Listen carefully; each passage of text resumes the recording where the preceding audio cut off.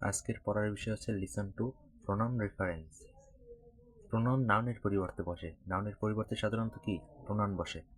Pronoun যে নাউনের পরিবর্তে বসে তাকে আমরা বলি অ্যান্টিসিডেন্ট।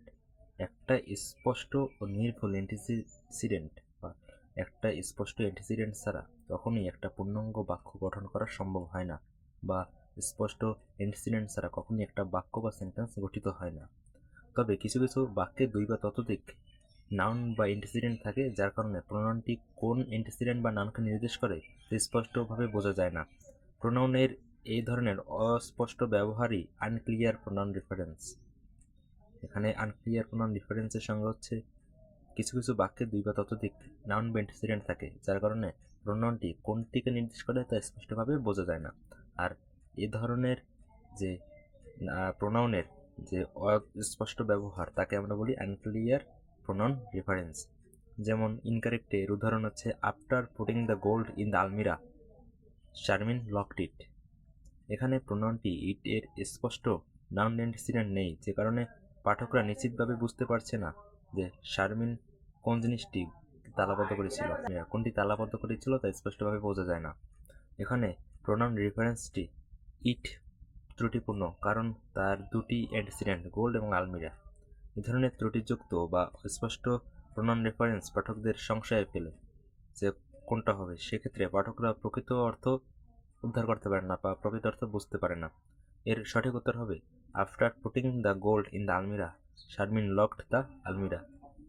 একটি প্রোনাউনের একটি মাত্র অ্যান্টিসিডেন্ট থাকবে, যা স্পষ্ট হবে এবং নির্ভুল হতে হবে।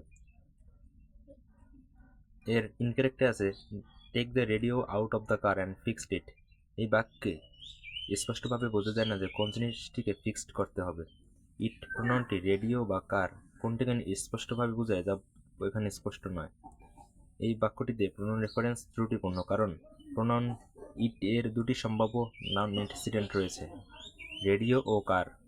তাই সেন্টেন্সটির অর্থ স্পষ্টভাবে বের করার জন্য বা বোঝার জন্য প্রোনাউন ইটের পরিবর্তে নাউন ব্যবহার করতে হবে।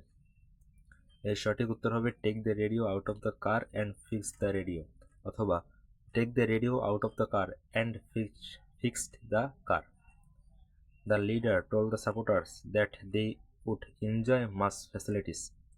এই বাক্যটিতেও প্রোনাউন রেফারেন্স স্পষ্ট নয়, কারণ সেন্টেন্সটি দ্বারা কারা সুবিধা ভোগ করবে তা এখানে স্পষ্টভাবে বা সুন্দরভাবে অর্থ প্রকাশ করে না। এর ইনকারেক্টে দেওয়া আছে the leaders assured the supporters of enjoying facilities. এটা হলো যে অস্পষ্ট pronoun reference, unclear pronoun reference. এর কারেক্ট হবে the leaders told the supporters to expect facilities.